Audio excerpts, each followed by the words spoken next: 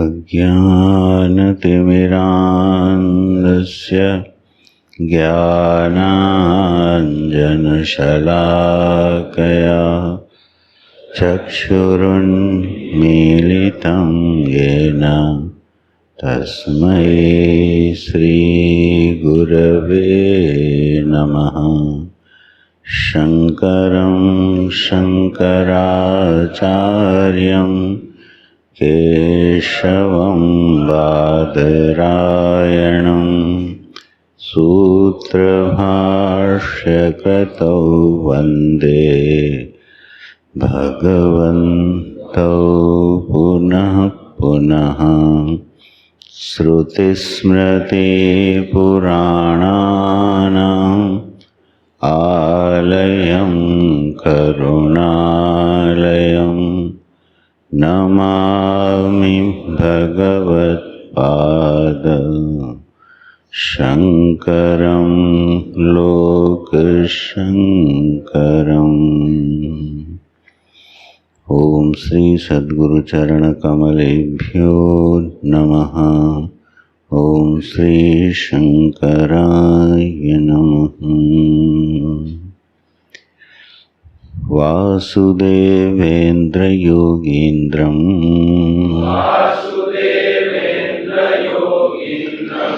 नत्वा ज्ञानप्रदं गुरुं मुमुक्षूणां हितार्थाय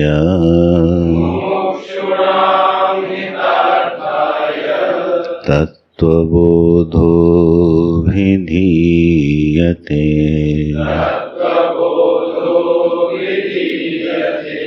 तत्त्वबोधोऽभिधीयते।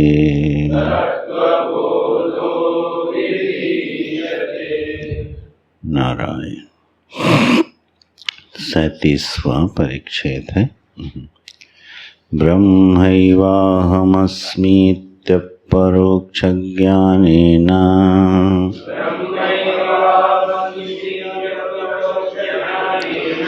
ब्रह्मैवाहमस्मीत्यपरोक्षज्ञानेन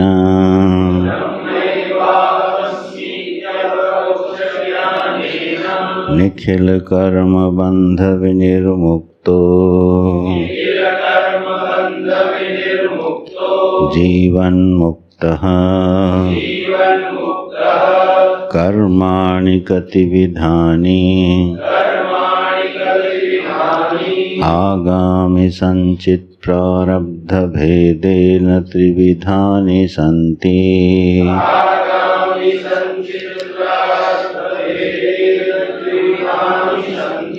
आगामि कर्म किम् ज्ञानोत्पत्त्यनन्तरं ज्ञानिदेहकृतम्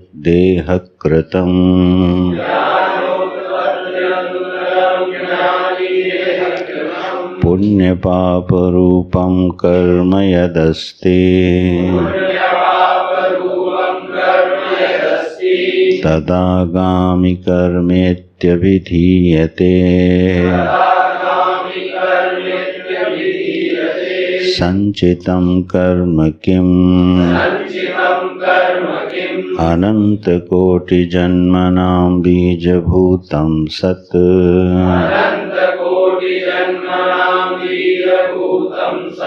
यत्कर्म जातं पूर्वोपार्जितं तिष्ठति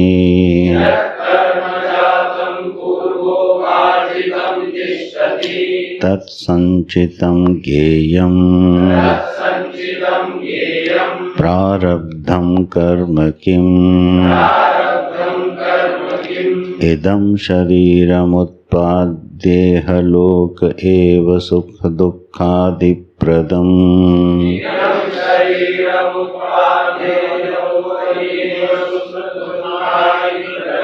यत्कर्म तत्प्रारब्धम् भोगेन नष्टं भवति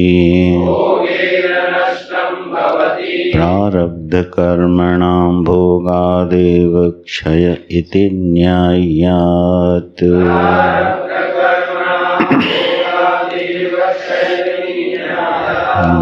नारायण।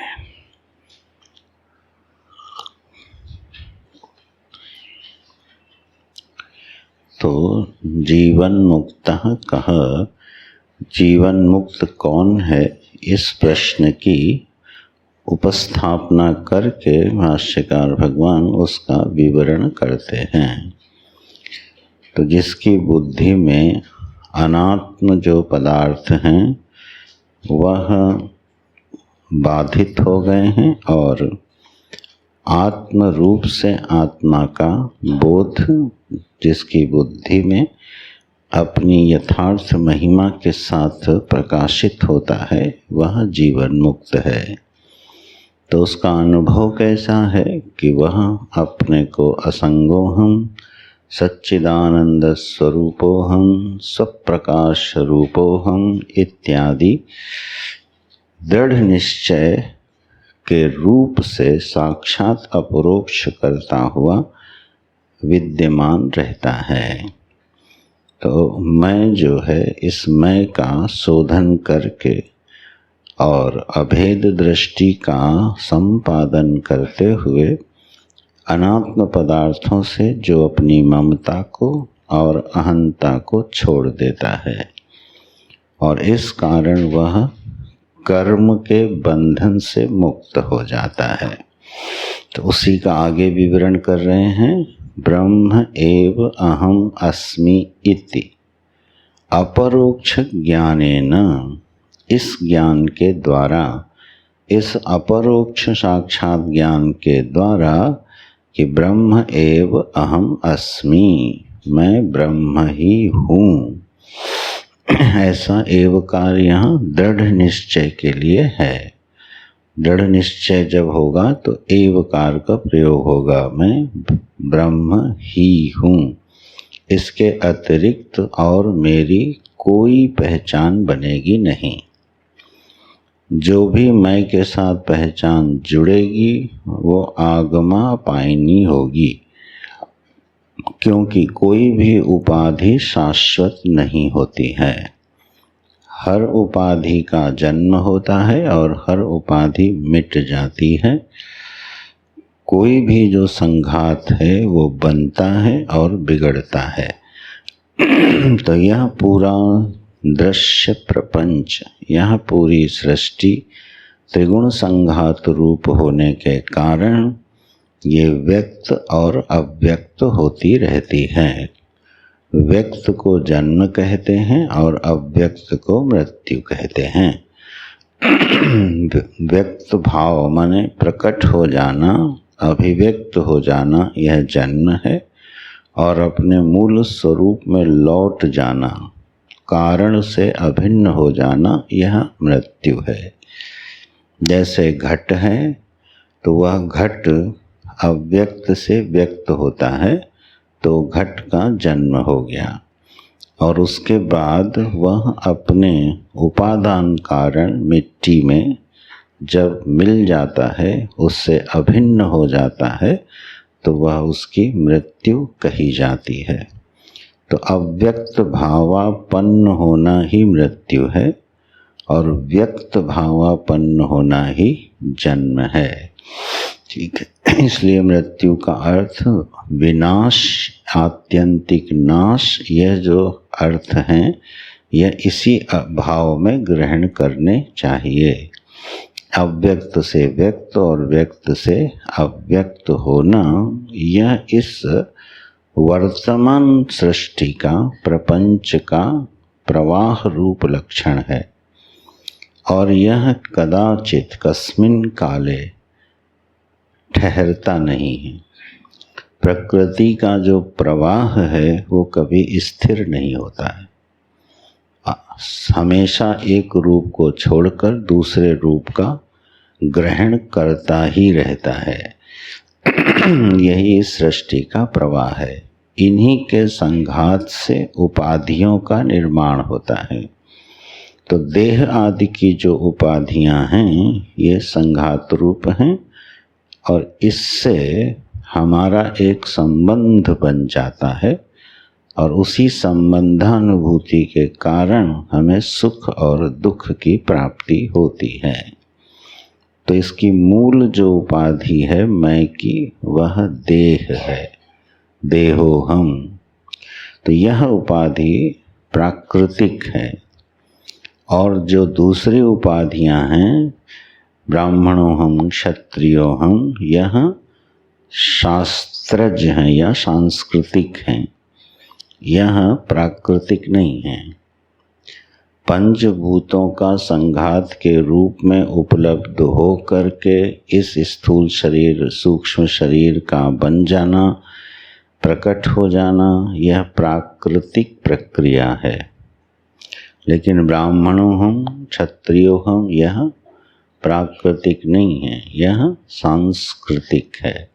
शास्त्र से आरोपित की हुई सामाजिक व्यवस्था के अनुरूप एक कल्पना बनाई गई, एक पहचान बनाई गई और उसके अनुसार नियम विधान आदि बनाए गए। तो यह सांस्कृतिक है। तो इस तरह से ये दो उपाधियां, दो तरह की उपाधियां हमारे जीवन में रहती हैं। एक जीव के, देहाभिमानी के जीवन में रहती हैं। स्थूल और सूक्ष्म शरीर ये प्राकृतिक उपाधियां हैं और ब्राह्मणोहम आदि सांस्कृतिक उपाधियां। इनके साथ जो जीता है वो बंधन में है। और बंधन क्या है? सुख दुख आदि रूपात्मक होता है। बंधन का फल जो है वो है सुख और दुख। हाँ, तो सुख दुख आदि रूप होता है। उपाधि के साथ जीना, सत्य मानकर उपाधि के साथ जीना। तो इस प्रक्रिया से कभी कोई अपने को पृथक नहीं कर सकता। आप कोई भी उपाधि धारण कर लीजिए, उसमें सुख भी होगा और दुख भी होगा। जीव के स्तर पर सबसे उत्कृष्ट उपाधि जो है वो ब्रह्मा की है। वैसे तो हिरण्यगर्भ की है, पर अभी वो विषय नहीं उठाते। ब्रह्मा की जो है सबसे उत्कृष्ट उपाधि है। तो उस उत्कृष्ट उपाधि से युक्त जो है वह भी अपनी उपाधि के स्तर पर सुखी और दुखी दिखाई देता है। ब्रह्मा जी के जीवन में भी हजार तरह के सुख, हजार तरह के दुख, विक्षेप, चिंताएं, आसक्तियां, ये सब दिखाई देती हैं उपाधि के स्तर पर। ठीक है। तो अगर कोई व्यक्ति अपने को इस सुख दुख रूप प्रपंच से ऊपर उठाना चाहता है, इसका अतिक्रमण करना चाहता है, तो उसको क्या करना चाहिए? उपाधि के साथ अपने संबंध को तोड़ना चाहिए। उपाधि के साथ कभी भी कोई इस प्रवाह प्रक्रिया से अपने को बाहर नहीं कर सकता। तो जीवन मुक्त कौन है? उसका मुख्य जो लक्षण बनाया वो यही बनाया, उपाधि विनिर्मुक्त, है ना। उपाधि से संबंध तोड़ देना और फिर आत्मा के जो लक्षण हैं, स्वरूपात्मक लक्षण हैं, उन लक्षणों के साथ अनुभूयमान अहम को जोड़ते हुए रहना, ये जीवन मुक्ति है।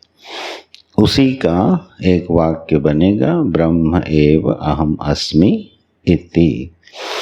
तो जो ऊपर 5 लक्षण आए हैं, असंग, सच्चिदानंद स्वरूप, स्वप्रकाश रूप, सर्वांतर्यामी, चिदाकाश रूप, इन सबको मिला के अगर एक वाक्य बनेगा तो क्या बनेगा? ब्रह्म एव अहम अस्मि इति। बस। तो इस एक वाक्य में उसको समेट करके कहते हैं, इस अनुभव से, इस अपरोक्ष ज्ञान के बल से निखिल कर्म बंध विनिर्मुक्तो जीवन मुक्त। यहाँ आके उस प्रश्न का उत्तर पूरा हो गया। जीवन मुक्त कौन है? तो उसका वर्णन कर दिया। फिर ये निखिल कर्म बंध से विनिर्मुक्त हो जाता है। निखिल माने होता है संपूर्ण, निखिल शब्द का अर्थ होता है संपूर्ण। तो निखिल सारे कर्म बंध से विनिर्मुक्त हो जाता है। तो प्रश्न उठ गया, क्या कर्माणि कतिविधानि, आपने कहा कि सारे कर्मों से मुक्त हो जाता है, तो ये कर्म कितने प्रकार के होते हैं? तो यहाँ कर्म को 3 भागों में विभक्त करके समझाते हैं कि कर्म कितने प्रकार के होते हैं। कर्माणि कतिविधानि, उत्तर देते हैं आगामी संचित प्रारब्ध भेदेन त्रिविधानि संति। आगामी संचित और प्रारब्ध के भेद से त्रिविधानि कर्माणि संति, 3 प्रकार के कर्म होते हैं। वैसे हम लोगों ने कर्म के बारे में जो किंचित पढ़ा है वो क्या है कि कर्म 6 प्रकार के होते हैं, है ना? निषिद्ध, विहित और प्रायश्चित, उपासना, किसको याद है? हाँ, नित्य, नैमित्तिक, प्रायश्चित, उपासना और काम्य और निषिद्ध। ठीक, तो काम्य, निषिद्ध, नित्य, नैमित्तिक, प्रायश्चित और उपासना, षड्विधानि कर्माणि संति, ये 6 प्रकार के कर्म हैं। ये जो 6 प्रकार के कर्म हैं, ये क्रियमाण माने आगामी कर्म के विभाग हैं। मुख्य रूप से 3 कर्म होते हैं, आगामी, संचित और प्रारब्ध। अब जब आगामी का हम विस्तार करेंगे तब हम काम्य, निषिद्ध आदि कर्मों की व्याख्या करेंगे। ये आगम कर्म में आएंगे, आगामी कर्म में आएंगे। आगामी कर्म का नाम ही क्या होता है? क्रियमाण कर्म होता है। ठीक है, उसी को आगामी बोलते हैं, उसी को क्रियमाण बोलते हैं। वर्तमान जो कर्म है ये सब उसी के पर्यायवाची हैं। तो ये कभी कभी कंफ्यूज कर देते हैं, क्रियमाण और आगामी ये दोनों एक ही हैं, आगामी और क्रियमाण। तो यह विस्तार होगा आगामी का। ठीक है, फिर प्रारब्ध का जब विस्तार करते हैं तो दुष्ट प्रारब्ध, सत प्रारब्ध, सदा सत प्रारब्ध, स्वेच्छा प्रारब्ध, परेच्छा प्रारब्ध इत्यादि प्रारब्ध का विभाग होगा और संचित का कोई विभाग नहीं होता है। अच्छा, तो ये 3 प्रकार के कर्म हैं, उत्तर दे दिया। अब एक एक की व्याख्या करते हैं। आगामी कर्म किम, ये आगामी कर्म क्या हैं? बोले ज्ञानोत्पत्ति अनंतरम ज्ञानिदेह कृतम पुण्य पाप रूपम कर्म यदस्ति तत् आगामी कर्म इति अभिधीयते इति कथ्यते विचार्यते। आगामी कर्म क्या हैं? बोले जो ज्ञान की उत्पत्ति के पश्चात ज्ञानी की देह से होने वाले जो पुण्य पाप रूप कर्म हैं उनको क्या कहेंगे? आगामी कर्म कहेंगे। तो यही क्रियमाण कर्म कहे जाते हैं। माने इस शरीर में रहते हुए जो कर्म किए जाते हैं उन कर्मों को क्या कहेंगे? आगामी कर्म कहेंगे।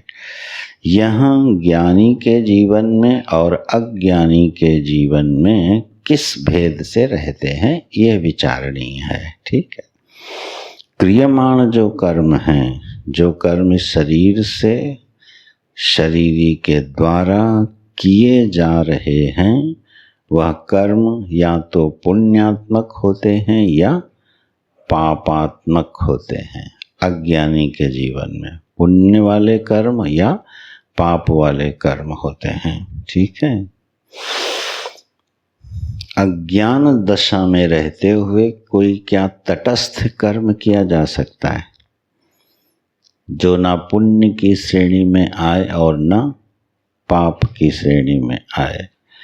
तो शायद ऐसा कोई कर्म मिलेगा नहीं। या तो कर्म पापात्मक होगा या कर्म पुण्यात्मक होगा, है ना। ये जैसे उस दिन हम लोग ये विचार कर रहे थे कि जीव जो है उसकी गति अवश्य होगी, चाहे ऊर्ध्व गति हो और चाहे अधोगति हो, स्थिर नहीं हो सकता वो। तो जीव जो है कर्तृत्व भाव से युक्त हो करके जब क्रिया इस शरीर के द्वारा कर्म किए जाते हैं तो वह या तो पापात्मक हो जाएंगे या पुण्यात्मक हो जाएंगे। माने या तो विधि पूर्वक होंगे या निषेध पूर्वक होंगे। बस विधि और निषिद्ध कर्म का ही विकल्प है। ऐसा कोई कर्म करता नहीं कर सकता जिसका पाप और पुण्य ना बने। अच्छा, तो ज्ञानी की स्थिति आगामी कर्म के संबंध में क्या है? बोले ये ऐसी ही है। ज्ञान की उत्पत्ति के पश्चात ज्ञानी की ज्ञानी देह कृतम, ज्ञानी के शरीर आदि से जो कर्म होते हैं वो कैसे हैं? पुण्य रूप हैं और पाप रूप हैं, और वही आगामी कर्म की संज्ञा प्राप्त हो गई।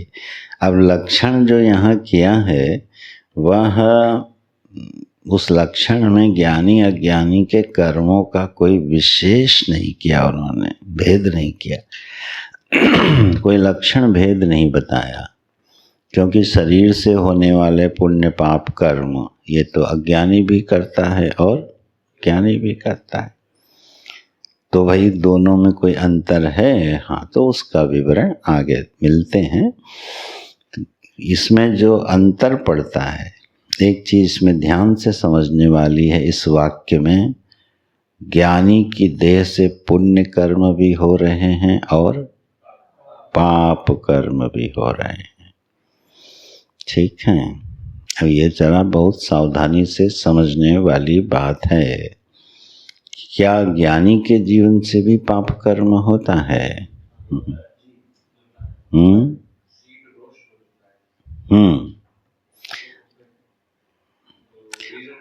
ठीक है, फल नहीं मिलेगा, ये बात ठीक है।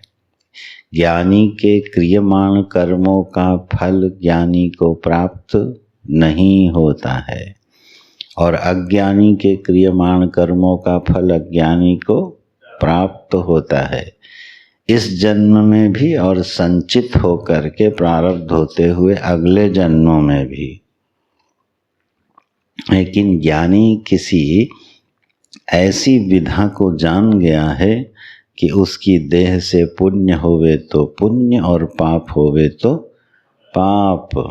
ठीक है, उसका फल उसको मिलता नहीं। तो ये तो कर्म सिद्धांत ही बड़ा विचित्र हो गया फिर, कि कर्म तो हो रहा है और कर्म का फल मिल नहीं रहा, पुण्य भी हो रहा है और पाप भी हो रहा है और फल मिल नहीं रहा। तो बोले बड़ी विचित्र व्यवस्था है। ज्ञानी की जो अर्चना करता है, आखिरी श्लोक परिच्छेद में बताएंगे, ज्ञानी की जो सेवा अर्चन करता है वो उसके पुण्य ले जाता है, और ज्ञानी का जो अपमान करता है वो उसके पाप ले जाता है।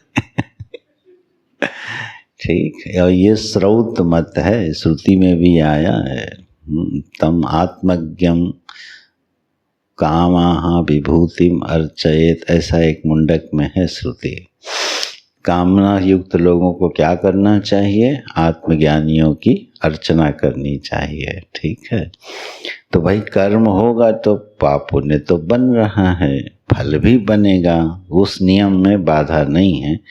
लेकिन अब जिसने कर्म किया उस कर्म का जब फल आया और फल करने वाले के पास जब पहुंचा तो वहां उसको एंट्री नहीं मिली। कर्म का फल जब पहुंचा, ढूंढता है ना कर्म का फल, किसने मुझे किया था, और ढूंढ के वहीं पहुंचता है। हमारे जैमिनी ऋषि ने इसके लिए जो दृष्टांत दिया है, गोधूली बेला में जब सहस्रों गायें वन से लौटती हैं तो क्या हो जाता है, चारों तरफ धूल ही धूल हो जाती है। उस धूल में भी बछड़ा जो है ना अपनी ही गौ को ढूंढ लेता है, अपनी माता को ढूंढ लेता है। कोई भी बछड़ा दूसरी गौ के पास जाता नहीं है जिसका वो पुत्र नहीं है, बाल वत्स नहीं है। कैसे ढूंढ लेता है? बोले इतनी धूल में भी वो अपनी माँ को ढूंढ लेता है। बोले ऐसे ही इस अनंत कोटि ब्रह्मांडात्मक सृष्टि में अनंत जीवों के द्वारा किए गए अनंत कर्म जब अपने फल देते हैं तो सीधे अपने कर्ता तक पहुँचते हैं। वहाँ कोई गलती होने वाली नहीं है। ये न सोचना इतनी भीड़ है कर लिया, अब वो पहुँच जाएगा किसी के पास, किसने देखा, ये नहीं होता। हमारे कर्म के 12 साक्षी होते हैं। इतना कड़ा पहरा है कर्मों के ऊपर कि आप कहीं मिस नहीं कर सकते। जिसमें आदित्य भगवान सूर्य भी क्या हैं, कर्म साक्षी हैं, गवाह ही हैं। 12 लोग जो हैं, जिसमें काल भी है, ठीक है, ईश्वर भी है, ऐसे 12 लोग हैं जो हमारे कर्म के साक्षी हैं।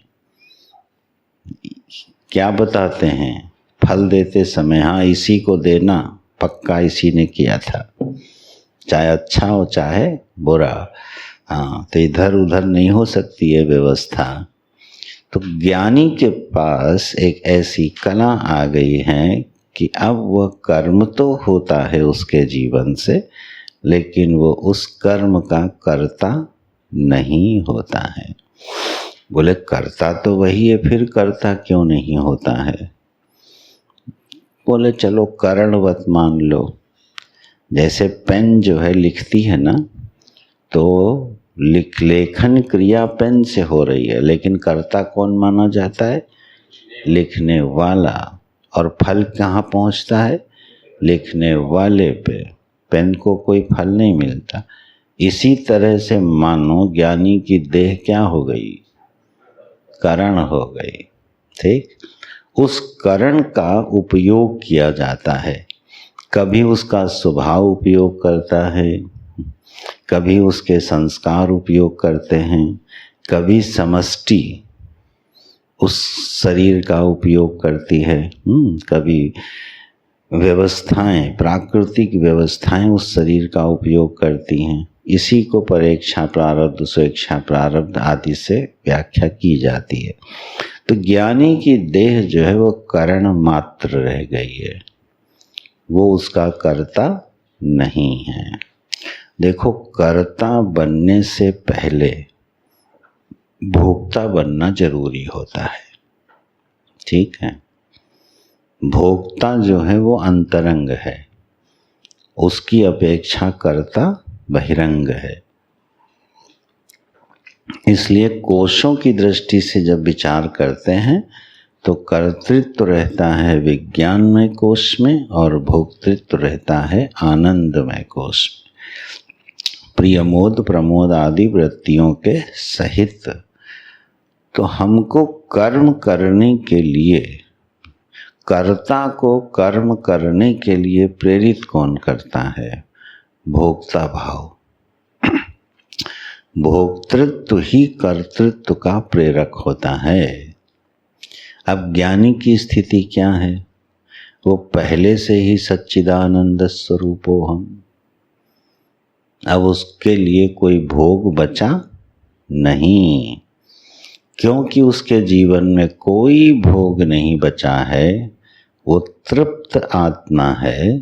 ठीक है, तो अब उसको अपनी तृप्ति के लिए किसी कर्म और उसके फल का आश्रय लेने की आवश्यकता नहीं है।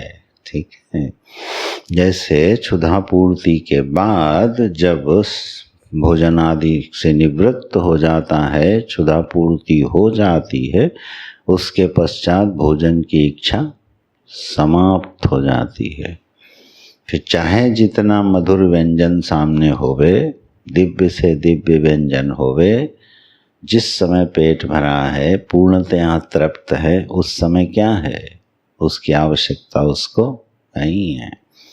ज्ञानी ने क्या, ज्ञानी के जीवन में क्या हुआ है ऐसा? बोले ये हुआ है कि वह अपने ज्ञान से ही तृप्त हो गया। अब उसको तृप्ति के लिए किसी विषय की आवश्यकता नहीं। क्योंकि विषय की आवश्यकता नहीं है, इसलिए उसको देह की भी आवश्यकता नहीं है। अब उसकी देह चाहे जहाँ जैसे रहे, उसके किसी प्रयोजन की सिद्धि अब उस देह से होने वाली नहीं है।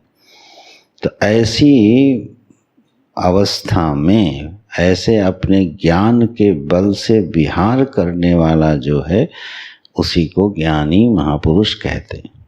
इसीलिए पहले लक्षण किया जीवन मुक्त का। जीवन मुक्त है कौन? तो उसकी मूल जो पहचान बनती है कि उसका भोक्ता भाव समाप्त हो चुका है, इसलिए उसको शरीर सहित जगत की कोई अपेक्षा नहीं है। बोले अच्छी बात है, ये मान लिया ये नहीं है, तो अब उससे पुण्य और पाप दो कर्म कैसे हो गए? ज्ञानी से पाप कर्म किस तरह से हो सकता है? कोई ख्याल जा रहा है? हाँ,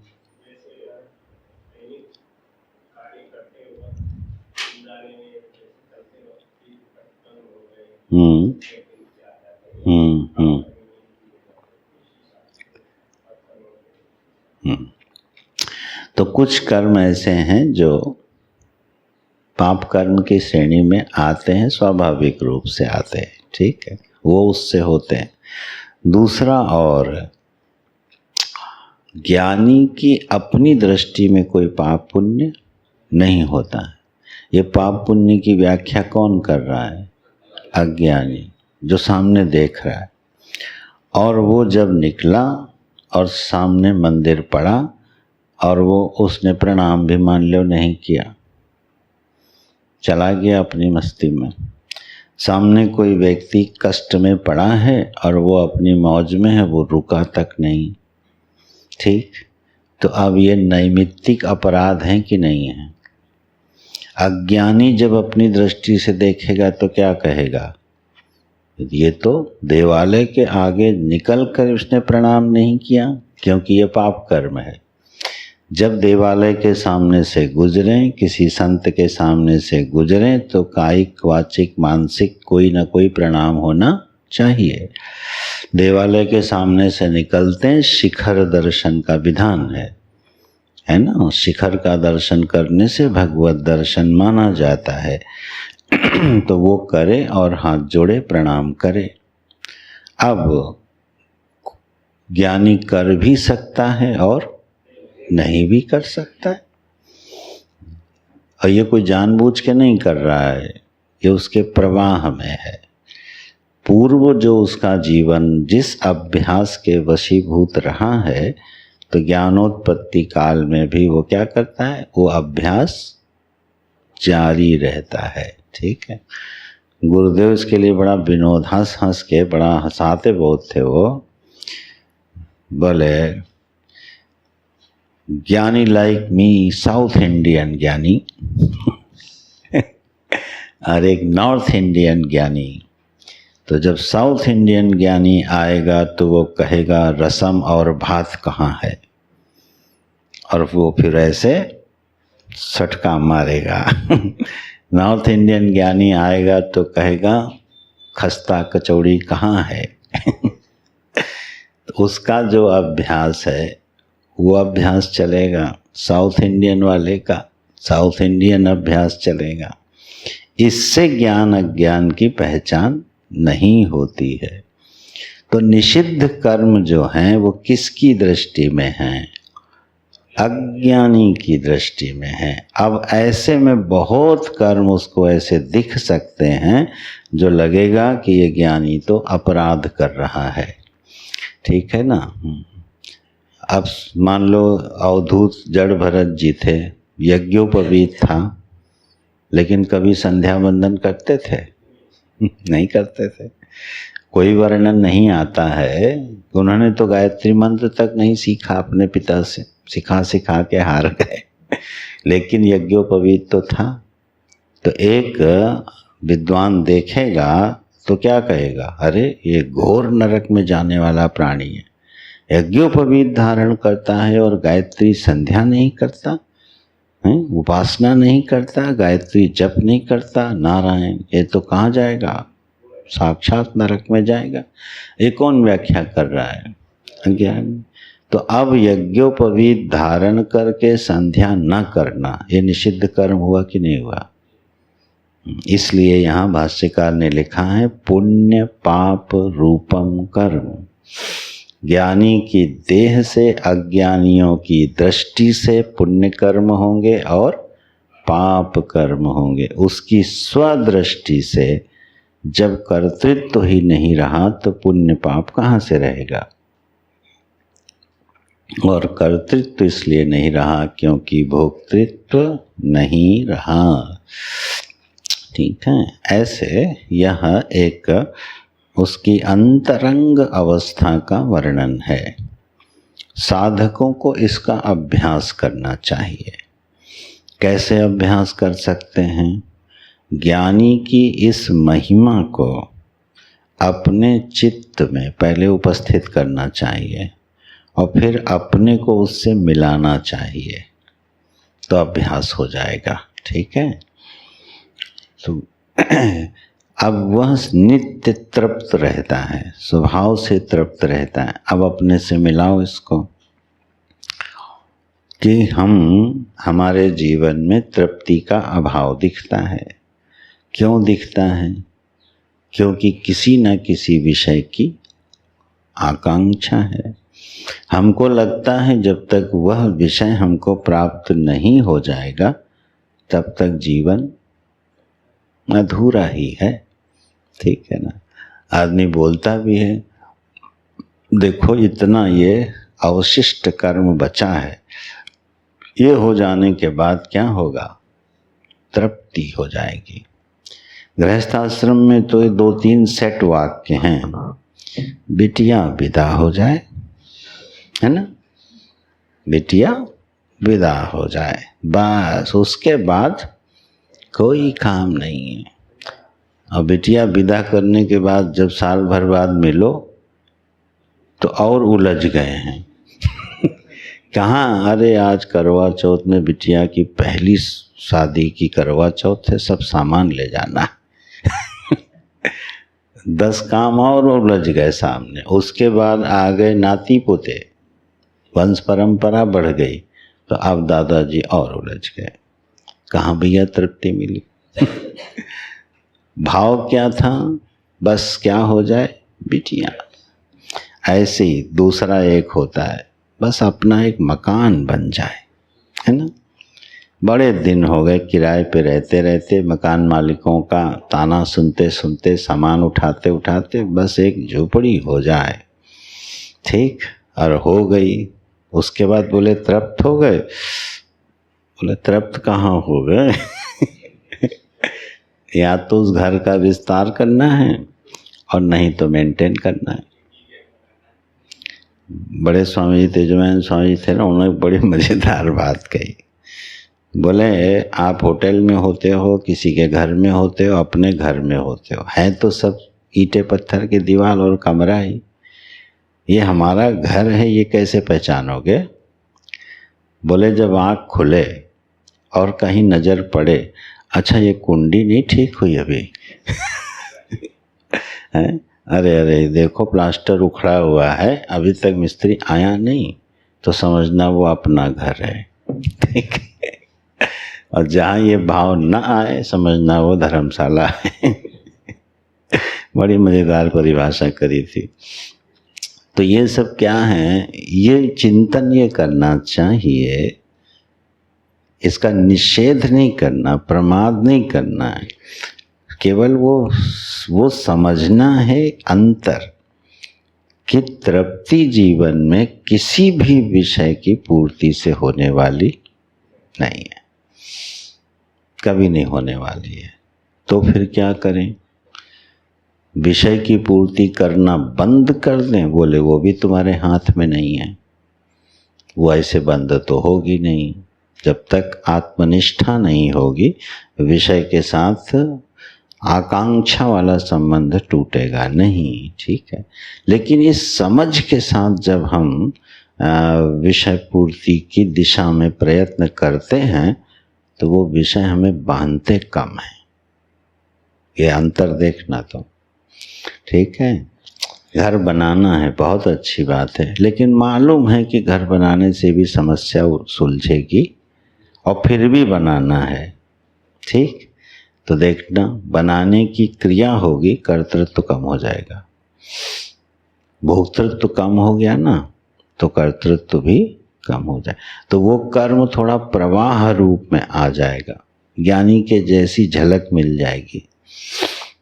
जैसे महापुरुषों ने बड़े बड़े गुरुकुलों का निर्माण किया है ना। हमारे पूज्य गुरुदेव ने क्या किया, देखो इन 50 सालों में पूरी दुनिया में कितने गुरुकुल बना डाले कि हैं 313 ना सेंटर पूरी दुनिया में, और अभी बन रहे हैं, प्रवाह में पड़े हुए।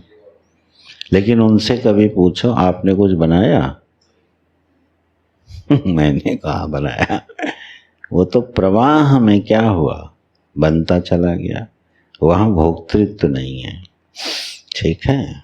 और ये तुम लोगों ने बहुत नज़दीक से देखा है, ठीक है। जिसके द्वारा बनाए गए सैकड़ों सेंटर हो, उसका जीवन का अधिकांश हिस्सा कार और एरोप्लेन में बीता है, ठीक। अगर आप घंटे कैलकुलेट करो उनके जीवन के, तो बहुत बड़ा हिस्सा कहाँ बीता है, ट्रेन में, कार में, एरोप्लेन में आयु का। तो बना किसके लिए था, देख लो। भोक्तृत्व नहीं है ना वहाँ, भोक्तृत्व नहीं है। हाँ,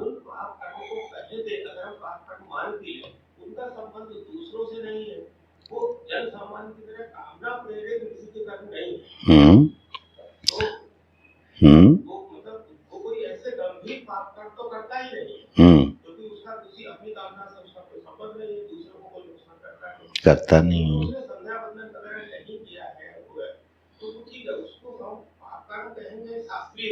ठीक है। हाँ, नहीं, उसकी स्वदृष्टि में तो नहीं है। अब जो आप कहना चाहते हो हम समझ रहे हैं कि उससे इस तरह के पाप कर्म तो हो जाएंगे जिसकी व्याख्या हम कर रहे हैं, लेकिन ऐसा नहीं है कि वो किसी को पकड़ के कूटे, उसका गला काटे, उसका पैसा लेके भाग जाए, है ना, डकैती का मेंबर हो जाए, ये पाप कर्म उससे नहीं हो सकते, ये कहना चाहते हैं ना। पाप, बिल्कुल, पाप माने भाव यही आता है, ये इस तरह के कर्मों को पाप कर्म कहते हैं। हालांकि परिभाषा क्या है, निषिद्ध कर्म को पाप कर्म कहते हैं। जो कर्म शास्त्र से निषिद्ध है वो किया गया, वो पाप कर्म है, उसमें ये भी आता है, ठीक है। तो मन में जो बसा है, पाप माने घोर कर्म, उग्र कर्म को क्या कहते हैं, पाप कर्म कहते हैं।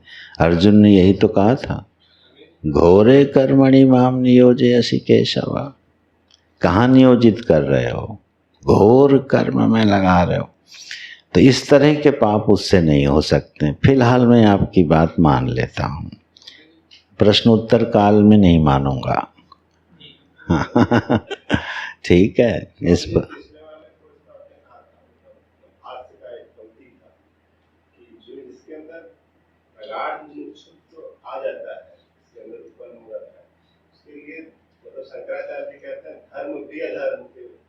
बिल्कुल हो जाता है। जिज्ञासु को गीता में भगवान ने ज्ञानी कहा है, जो जिज्ञासु हो जाता है उसको ज्ञानी संज्ञा दे दी है। तो उसके लिए जो धर्म सामान्य लोगों की दृष्टि में है, उसकी दृष्टि में वो अधर्म हो जाता है, मुमुक्षु के लिए भी। ठीक है, अच्छा चलो अभी अपने इस विषय की इस गंभीरता पर रहो। क्या जो कर्म हो रहे हैं वो अज्ञान दशा में रहने वाले अज्ञानियों के द्वारा की गई व्याख्याएं हैं। ठीक, किसी भी कर्म का संबंध ज्ञानी से नहीं है। अच्छा, जब आप घोर कर्म की बात कह रहे हैं तो अगर कोई ज्ञानी क्षत्रिय हो तो राजा हो तो क्या वो अपराधी को फांसी पर नहीं लटकाएगा? हाँ, तो वो तो पहले से ही खत्म है, वो उसमें भी छोटे और बड़े कर्म का विभाग ही नहीं है। चलो मैं इसको थोड़ी, जो जहाँ पे नकुना फंसा रहता है उसको दूर किया जाएगा। हम भी यही सोचा करते थे और गुस्सा भी होते थे। ठीक, क्या गुस्सा होते थे? पाप कर्म ज्ञान, अरे ये सब फालतू के पाप करने के बहाने बना लिए, बन गए ज्ञानी और जो मर्जी आई सो किए चले जा रहे हैं और क्या कह रहे हैं, मैं ज्ञानी हूँ। ये सब व्यभिचारी हैं। एक स्तर तक ऐसा सोचना ठीक है, लेकिन अगर यही सोचते रहे तो कर्म का संबंध ज्ञानी से तो छोड़ो, अपने से कभी नहीं छुड़ा पाओगे। संपूर्णतया समस्त कर्मों का संबंध हम अपने से कब छुड़ा सकते हैं? जब किसी कर्म में ना उत्कृष्ट बुद्धि हो और ना निकृष्ट बुद्धि हो। ठीक है, इसका अंतिम नुकसान मुमुक्षु को उठाना पड़ता है। जब वो अंदर पहुंचेगा तो ये पॉइंट उसको बार बार कहेगा, तुम नहीं नहीं नहीं, अरे यज्ञ कभी छोड़ना नहीं। गीता में कहा है यज्ञ, दान और तप मनुष्यों को भी करने चाहिए, छोड़ना नहीं कभी। यज्ञ, उपासना, नारायण, छोड़ना नहीं कभी। ठीक है, लेकिन जब विशुद्ध तत्व की दृष्टि में पहुंचोगे, यह भी अगर नकुना शेष रह गया तो कर्म में दो विभाग हो जाएंगे। क्या? छोटा और बड़ा, घोर और अघोर, ये दो कर्म के विभाग हो गए। ये विभाग किसकी दृष्टि में है? अज्ञानी की दृष्टि में। ज्ञानी की दृष्टि में कोई विभाग नहीं है। ठीक है, वो कसाई भी हो सकता है, ठीक है, कृषक भी हो सकता है, राजा भी हो सकता है, देवता भी हो सकता है, भिखारी भी हो सकता है। खैर, इसको हम लोग थोड़ा और इस पर कभी और बारीकी से चर्चा करेंगे और मीमांसा होनी चाहिए। बात बहुत जीवन से जुड़ी हुई चीज है ना ये। आखिर मैं करता हूँ, और हम लोग ये शास्त्र क्यों पढ़ रहे हैं? अपने को अकर्ता बनाने के लिए ना। उसी की तो मीमांसा हो रही है कि ज्ञानी का स्वरूप अगर समझ में आ जाए तो वो हमको अपना स्वरूप समझ में आएगा ना। जैसे भगवान ने कहा गीता में ना, न माम कर्माणि लिम्पन्ति न मे कर्म फले स्पृहा। हे अर्जुन, मुझे कोई कर्म का लेप नहीं होता है। और अपने ही वंश में जब उन्होंने युद्ध करके अपने नाती पोतों को मारा तो ये कौन सा कर्म है? शोभन कर्म तो नहीं था, शोभन कर्म तो नहीं थी। बिल्कुल, ये सारे उद्देश्य कौन देख रहा है? अज्ञानी। मैं जो पॉइंट करना चाहता हूं, सारे उद्देश्य कौन देख रहा है? अभी हमको क्या देखना है? अज्ञानी की दृष्टि से कर्म नहीं देखने, ज्ञानी की दृष्टि से कर्म देखने। उसकी अपनी दृष्टि कैसी है कर्मों के प्रति कि उससे पुण्य कर्म भी हो रहे हैं, पाप कर्म भी हो रहे हैं, और उसका कोई फल या प्रभाव उसके पास पहुंच नहीं रहा। ऐसी कौन सी टेक्निक जान गया वो? किस बात को उसने अपने हृदय में धारण कर लिया? ये उसकी मीमांसा हो रही है। इसमें बहुत सावधानी से मीमांसा चाहिए। मैं फिर से दोहराता हूँ एक बात, हमें क्या करना है क्या नहीं करना, ये अपने गुरु की बात मानना, शास्त्र की बात मानना, बड़े बुजुर्गों और परंपरा की बात मानना, यहाँ ज्ञान नहीं मिलाना, जीवन सुरक्षित रहेगा। मुझे क्या करना है क्या नहीं करना है इसका प्रमाण ज्ञानी को ना बनाना कि उन्होंने ज्ञानी होके क्या किया, सिगरेट भी पी, ज्ञानी होके हुक्का भी पिया। रामकृष्ण परमहंस क्या थे, उनका हुक्का विवेकानंद भरते थे कि नहीं, और वो मछली खाते थे, मांसाहारी भी थे। मुझे मांस खाना है नहीं खाना, मुझे हुक्का पीना है नहीं पीना, इसके संबंध में रामकृष्ण परमहंस प्रमाण नहीं है। हमें क्या करना है क्या नहीं करना इसके लिए कभी ज्ञानी को प्रमाण नहीं बनाना, अपने गुरु को प्रमाण नहीं बनाना, ठीक है। अपने गुरु को भी प्रमाण नहीं बनाना, नहीं तो वहां भी फंसोगे, वो आधार ही नहीं है।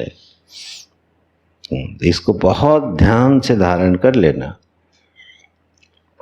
लेकिन मन जो है ऐसा जल्दी मानता नहीं, तो भगवान ने गीता में तो फिर ज्ञानियों को ही लपेट लिया। बोले यार तुम लोग ज्ञानी होके ठीक ठाक कर्म करना यद यद आचरति श्रेष्ठ तत्तदेव इतरो जनाः सयत प्रमाणम कुरुते लोकस्तत् अनुवर्तते। ज्ञानियों के लिए थोड़ी लगाम कस दी भगवान ने, भैया तुम लोग समाज में रहना तो ठीक ठाक काम करना, क्योंकि तुमको देख के लोग क्या करेंगे, आचरण करेंगे ही करेंगे। इसलिए वे कसम बांध दिया भगवान ने, भाई समाज में रहना तो विधि विधान से रहना, ठीक है, वो सब कर्म करना जिससे कि लोग तुम्हारा अनुकरण करेंगे। लेकिन ज्ञानी को उससे कोई फर्क पड़ता है अगर ना करे तो? ना करे तो कोई फर्क पड़ता है? नहीं पड़ेगा, ये समझना जरूरी है। जब आत्मा की मीमांसा करोगे, अपने स्वरूप की ओर बढ़ोगे, तब यही समझना पड़ेगा, ठीक है, कि मगहर में मरे और चाहे काशी में मरे, कोई फर्क पड़ता नहीं है। शास्त्र क्या कह रहा है, काशी में मरेगा तो सदगति होगी लोग वहाँ मरने जाते हैं, और कबीरदास जी वहाँ से उठ के चले गए मरते समय मगहर में जाके मरे। क्या दिखाना था? जब ज्ञानी क्या कोई गमन ही नहीं है तो काशी मरे मगहर मरे क्या फर्क पड़ता है, ठीक। लेकिन ये भाव आना चाहिए। फिर मैं कहूँगा हम ज्ञानी हुए नहीं और भगवत कृपा से काशी में हैं मरण काल में, और आचरण किसका कर लिया अनुकरण? कबीरदास जी का। अरे कबीरदास जी चले गए थे, मैं भी जाता हूँ, तो फंसोगे फंसोगे। फिर आचरण के लिए धर्मशास्त्र प्रमाण है, ठीक है, शास्त्र प्रमाण है। कर्म के संबंध में कहे हुए वचन प्रमाण है। किसी व्यक्ति का अनुकरण जो है वो प्रमाण नहीं है। ज्ञानी का अनुकरण प्रमाण नहीं होता। अच्छा, तो ज्ञानी देह कृतम पुण्य पाप रूपम कर्म यदस्ति तद आगामी कर्म इति अभिधीयते। आगामी कर्म की परिभाषा क्या हो गई? जो क्रियमाण कर्म हैं, जिन कर्मों को हम और आप कर रहे हैं, उन्हीं कर्मों को क्या कहा जाता है? अब शब्द से थोड़ा भ्रमित हो सकते हैं। आगामी, आगामी का लगता है आने वाले, ठीक है ना। तो आने वाले ये अर्थ नहीं है, होने वाले ये अर्थ है। जो कर्म हम लोग निरंतर कर रहे हैं, इसलिए इसका दूसरा शब्द जो है क्रियमाण, वह अधिक अर्थ का प्रकाश करेगा। क्रियमाण कर्म जो हमसे हो रहे हैं। तो यह ज्ञानी की दृष्टि के लिए एक स्वरूप रखते हैं, ये हुआ आगामी कर्म। चलो संचित का पदार्थ देख लो, व्याख्या कल करते हैं। दूसरा कर्म कौन सा है? संचितम कर्म। संचितम कर्म किम, संचित कर्म क्या है? तो ये अपने पद से ही अपने अर्थ का बोध करा रहा है। संचित माने इकट्ठा किए हुए कर्मों की राशि को क्या कहेंगे? संचित कर्म। तो बोले कितने हैं? कितने इकट्ठा किए हैं? बोले अनंत कोटि जन्म नाम बीज भूतम। बीज भूतम का मतलब है कारण। अनंत कोटि जन्म नाम बीज भूतम। अनंत कोटि जन्मों के जो बीज भूत माने कारण हैं, कारण होते हुए बीज भूतम सत यत कर्म जातम पूर्वोपार्जितम तिष्ठति। चलो अच्छा अन्वय कर लो इसका। पहले छोटा वाक्य बनाओ। तत् संचितम ज्ञेयम, तत्कर्म संचितम ज्ञेयम। उस कर्म को संचित कर्म जानना चाहिए। किस कर्म को? पूर्वोपार्जितम कर्म संचितम ज्ञेयम। पूर्व में अनुष्ठान किए गए, उपार्जितम माने अनुष्ठितम, पूर्व में अनुष्ठित किए हुए जो कर्म हैं उनको क्या कहेंगे? संचित। पूर्व में कर्म जातम पूर्वोपार्जितम। यहाँ कर्म जातम का मतलब हुआ कर्म समुदाय। पूर्व में किए हुए कर्मों के समुदाय को क्या कहेंगे? संचित कर्म कहेंगे। अब ये हैं कैसे? बोले अनंत कोटि जन्म नाम बीज भूतम सत। ये अनंत कोटि जन्मों के कारण बनते हैं। तो लक्षण क्या बना संचित कर्म का? वह कर्म जो अनंत अनंत शरीरों के निमित्त बनते हैं, कारण बनते हैं, जो कि पूर्व में उसी जीव के द्वारा किए गए हैं, उन्हीं किए गए कर्मों की एकत्रित राशि जो कि शरीरों का कारण बनती है, उसको कहेंगे संचित कर्म। लक्षण स्पष्ट हुआ कि नहीं? पंक्ति लगी कि नहीं? पंक्ति लगाने वाले तो भी बच्चे काम हैं यहाँ। पंक्ति लगाने का मतलब समझते हो? जो वाक्य लिखा गया है उस वाक्य के एक एक पद का क्या हो जाए? अर्थबोध हो जाए। अच्छा, एक एक पद के अर्थ का बोध होने से पंक्ति लग जाती है कि नहीं लगती? हर पद के अर्थ का ज्ञान हो जरूरी नहीं है पंक्ति लग जाए। पदों के अर्थों का संबंध मालूम होना चाहिए। किस पद का अर्थ किस पद के अर्थ के साथ जाके जुड़ेगा, तब जाके जो है वो वाक्य का अर्थ प्रकाशित होता है। इसी को कहते हैं पंक्ति लगना। अब ये पंक्ति देखो, अनंत कोटि जन्मनाम बीज भूतम सत। ये पद हैं, इसमें 3-4। इनका अर्थ है अनंत कोटि जन्मों के। अब बीज भूतम माने पहले पदार्थ, बीज भूतम का अर्थ है कारण, सत माने होते हुए। अनंत कोटि जन्मों के जो कारण हैं, संबंध लग गया ना। यत, फिर कर्म जातम। अब कर्म जातम का अर्थ है कर्म समुदायम। वैसे जातम का अर्थ क्या होता है? जन्म लेना। ठीक, यहाँ प्रसंगानुसार और व्याकरण की दृष्टि से भी सिद्ध है ये अर्थ। नहीं, जातम एक समुदाय के अर्थ में व्याकरण में प्रयोग होता है। कर्म जातम कर्म समुदायम और पूर्वोपार्जितम। उपार्जित शब्द का क्या अर्थ है? अनुष्ठितम। अब देखो पद के अर्थ मिल गए। पहले कर्म जातम माने कर्म समुदायम, पूर्वोपार्जितम माने पूर्व अनुष्ठितम। अब ये मिले पद के अर्थ। अब बना लो संबंध। यत् कर्म समुदायम पूर्व अनुष्ठितम भवति तथा अनंत कोटि जन्मनाम बीजभूतम कारणम सत तिष्ठति तत्कर्म संचित गेयम, लग गई पंक्ति ना। ऐसे पंक्ति लगाई जाती है। ये तो कोई पंक्ति खास थी नहीं। जब टीकाओं की पंक्ति पढ़ोगे, ठीक है ना, तो अपनी सारी पंक्ति उलट जाती हैं। आधे आधे पेज का एक एक वाक्य होता है। अब लगाते रहो संबंध, और फिर एक एक समास के 3-3 अर्थ निकल रहे हैं। तो व्याकरण की दृष्टि से उस समास में कौन सा समास लेना चाहिए, किस पद का क्या अर्थ है, और वहाँ पर एक पद बहुअर्थी है तो वहाँ पर उसका अर्थ क्या है, पहले ये निश्चित करो और फिर उसके बाद क्या करो, संबंध जोड़ो। संबंध जोड़ के एक वाक्य बनाओ, तब लगती है पंक्ति।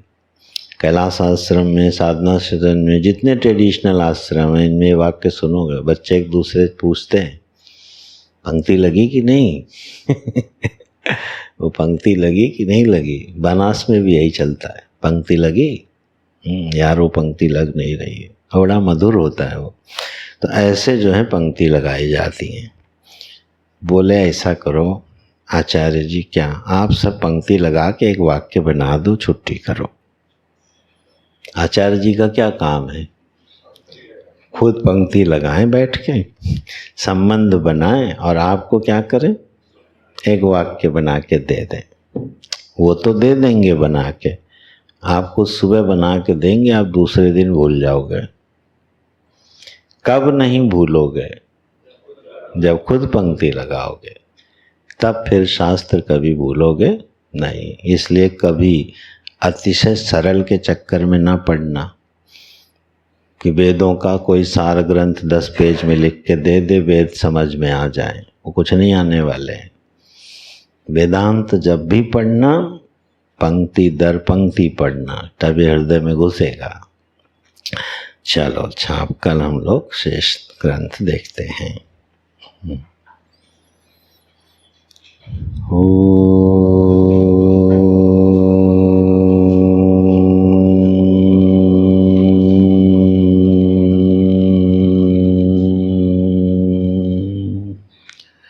पूर्णमदः पूर्णमिदं पूर्णात् पूर्णमुदच्यते पूर्णस्य पूर्णमादाय पूर्णमेवावशिष्यते। ॐ शान्ति शान्ति शान्तिः। हरि ओम। श्री गुरुभ्यो नमः। हरि ओम।